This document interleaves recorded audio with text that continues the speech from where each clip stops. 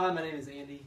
Welcome to my shop. I want to talk today about building this coffee table. Imagine a glass, piece of glass on top of this. I've seen this table in, I think Room and Board has got one. I've seen some other ones online. So this was a prototype that I built and wanted to kind of show you what I would be working towards, right? This is a three-piece set, right? It's made up of three different pieces of wood, and they come together basically to form this joint, right? So I'll take it apart here and kind of show you how the three different pieces that go into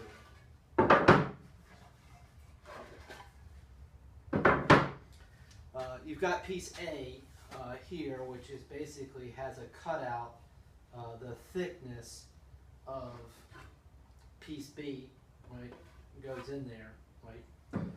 Piece B has this L shape here, right, and what's critical, this one's a little high, but what's critical is the dimension here, which we'll go through on what that should be, and the thickness here is obviously the thickness of the board, right, and then piece C has, this is the dimension of piece B, this is the thickness of piece A, and then this thickness here is the thickness of the wood. And we'll go through that as we cut this piece C. But those are the three pieces, and we're going to make it out of walnut today.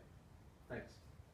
So as I mentioned, we're going to cut this out of walnut. So I want to kind of give you the dimensions roughly of what we'll be working with. These are the three pieces of poplar that I built a prototype out. And here's the bit, here are three pieces of walnut that I'm going to make this out of. The walnut itself is about 32¼ length. They're about 4¼ wide, and they're pretty much exactly, and that's really the most critical dimension. They're exactly 1 inch thick. And I have gone ahead and S4 and S,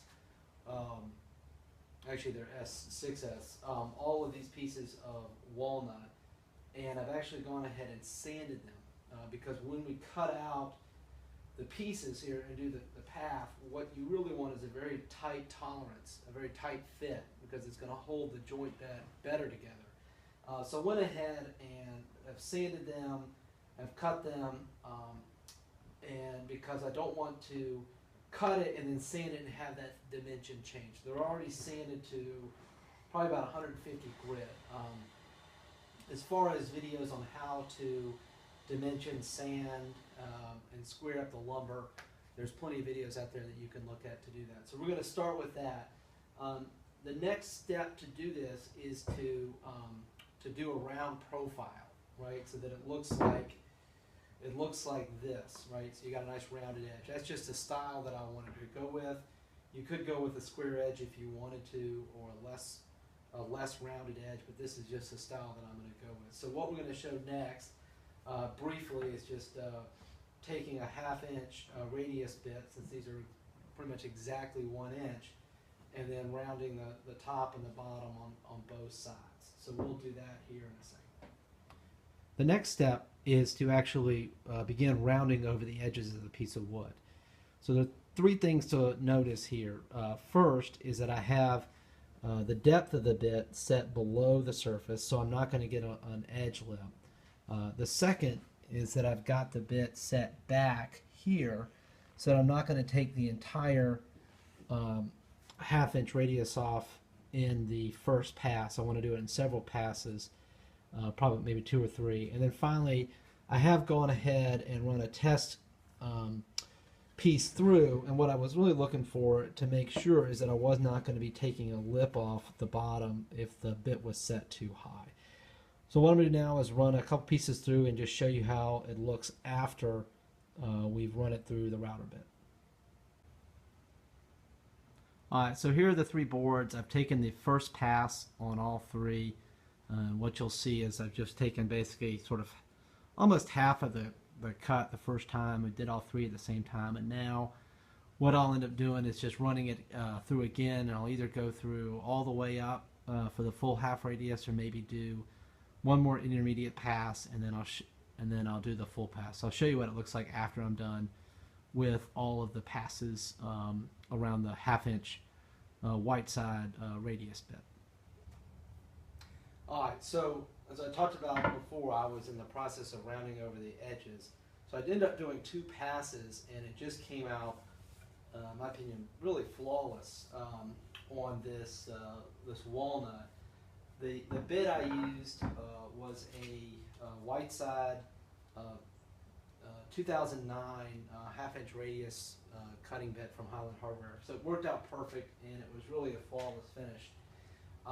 So our next step to go through really is to label our pieces A, B, and C, and then what we're going to do is to start measuring the length, width, and thickness, and finding the center and lining up where to start cutting our holes on these. So I'm going to measure out the width and the length of these boards, and then mark the center point and really trace where I'm going to have to do the cuts on each one of these. And I typically, just as I learned from somebody else, is I measure everything out in millimeters, because it's a lot easier to divide 482 millimeters in half than to try to get 32 and 7/16 in half. So I'm going to measure all out in millimeters, and then I will end up marking it out and showing you where I'm going to cut and how to do that. So that's our next step. I want to show you my math for how I determine where to position the board. Right. What I'm looking for is, how do I make sure that when I draw the cutout, it's in the middle, left to right, and side to side of the board. So I know that the board is 108.6 millimeters wide. I know that the length of the board is 420 millimeters, right? So I want to position it halfway in between. So I take the 820 divided by 2 and the 108.6 divided by 2. So subtract the 108.6 from the 820, and I get 355.7. So that gives me where this edge of the board is, right, from here to here. So I can draw a line on that point. And then from here to here, where is that edge going to be?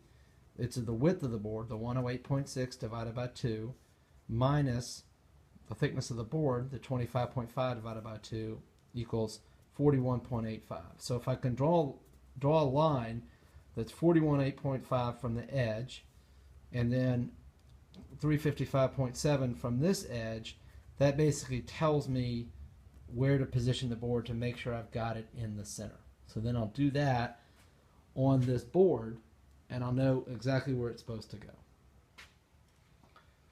Okay, so another thing that you might consider when you're planning this is the thickness of the board that you're going to end up using. And I've planed this down to just a hair under 1 inch, about 0.995 or something like that. And the reason I picked that dimension is that I've got a Forstner bit that's just right at or a little larger than 1 inch. And so when we're going through to cut board A, you'll be able to cut with the Forstner bit the ends and have it match the radius and match the thickness of the board. So when choosing the thickness of your board, think about what you've got, especially if you're going to do a rounded edge, whether you've got either an inch or 3/4 or 7/8, whatever you've got to actually make that the radius match. So that's why I picked an inch. Just something to consider when you're thinking about the right thickness and what tools you've got.